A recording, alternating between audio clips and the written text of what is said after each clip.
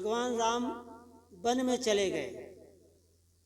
आपने देखा जंगल में गए, तो भगवान राम वन में गए तो भगवान राम बन गए। यदि वन में न गए होते तो हो सकता है इतने राजे महाराजा आए और सब चले गए, पर कोई आज उनको जानता नहीं है। पर आज राम को सब लोग जानते हैं। इसीलिए वो क्यों गए? आज्ञा पर गए। किसकी आज्ञा थी? माता और पिता की, दोनों की आज्ञा थी। चाहते तो भगवान राम ना कर देते कि नहीं जाएंगे।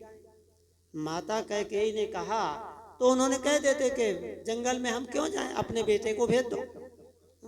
पर नहीं, भगवान राम, इसीलिए उनको कहा गया मर्यादा पुरुषोत्तम।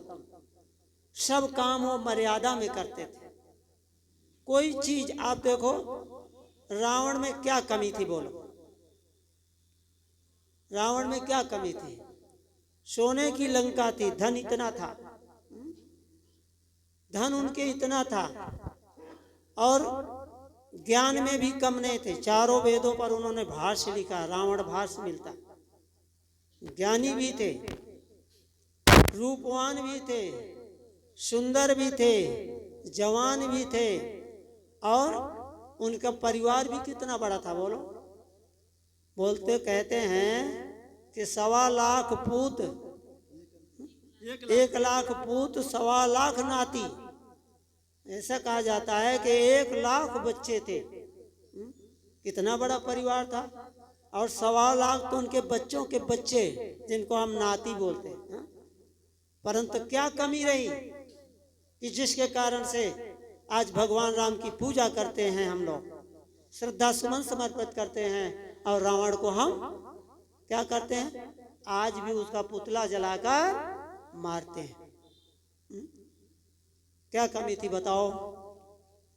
किस कारण से उनका पुतला जलाया जाता है और किस कारण से भगवान राम की पूजा होती है?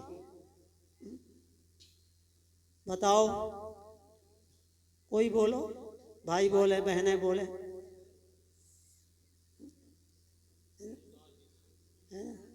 साहब जी देखो, आप लोग नहीं बोलो, गुरु संत तो बताएंगे ही। सबसे बड़ा अभिमान था।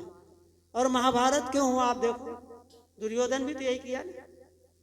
इसीलिए कहते हैं, सदगुरु कबीर साहब ने कहा कि दुर्योधन अभिमान ही गयो और पांडव के मर्म नहीं पयो।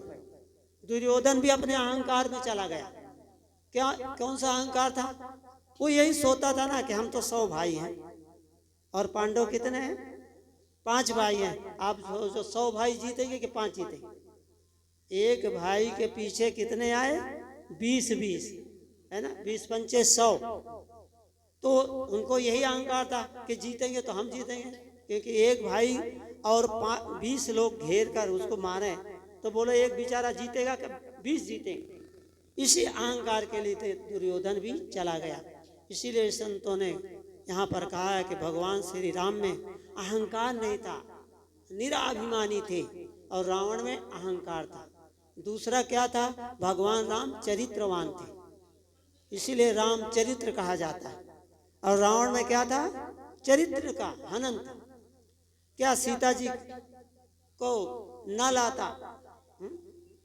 उसमें कोई संयम नहीं था। वो सुन लिया, शब्द सुना ना, आपने शुरू में सुना था कि कबीर साहब कहते हैं कि भाई शब्द जो है ऐसा, शब्द मारा गिर पड़ा और शब्द छोड़ी राज। शब्द सुन लिया, किसके द्वारा? रावण की जो बहन थी ना, कौन थी? है ना, शूर्पणखा थी कि नहीं? तो शूर्पणखा के द्वारा उसने सुन लिया शब्द, क्योंकि शूर्पणखा गई भगवान राम के पास। बताओ कैसे गई थी? सुंदर सा रूप बना करके गई थी। और क्या बोलती है? हम लोग कहते हैं ना, झूठ मत बोलो, सत्य बोलो, पर वो क्या बोलती थी? भगवान राम से कहती है, जो मर्यादा पुरुषोत्तम है उनसे कहते थे। आज के पुरुषों से कहते थे, हो सकता है कोई ना कोई उसका वर्ण कर लेता है ना, परंतु भगवान राम को कहती है। क्या कहती है? गोस्वामी जी ने लिखा है कि तुम सम पुरुष न मौसम नारी, यह संयोग विधि लिखा बिचारी। बोले तुम्हारे समान दुनिया में कोई पुरुष नहीं है। ये बात तो सही है कि राम के समान तो दुनिया में कौन है, इतनी मर्यादा पुरुषोत्तम। देखो भगवान राम प्रातः काल होते ही क्या करते थे बताओ माता? प्रातः काल उठते भगवान राम क्या करते थे? चाय पीते थे, बोलो, बीड़ी पीते थे, कि ये बोतल पीते थे जो सामने लिखा है, जो डूबे हैं, जो डूबे हैं गिलासों में। तो कहते हैं जो डूबे हैं, किस में डूबे? दारू पीते थे बताओ, मदिरा पीते थे। सुबह होते ही भगवान राम क्या करते थे बोलो? प्रातः काल उठ के रघुनाथा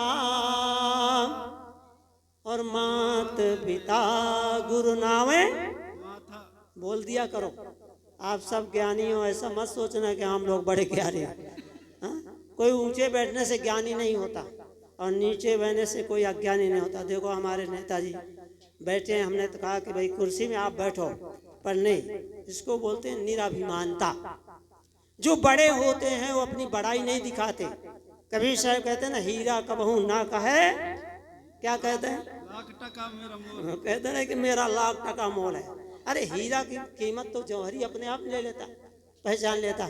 इसीलिए जो बड़े होते वो कभी नहीं कहते बड़े बड़ाई ना करे और बड़े न बोले बोल, हीरा कबहू ना कहे कि लाख टका मेरा।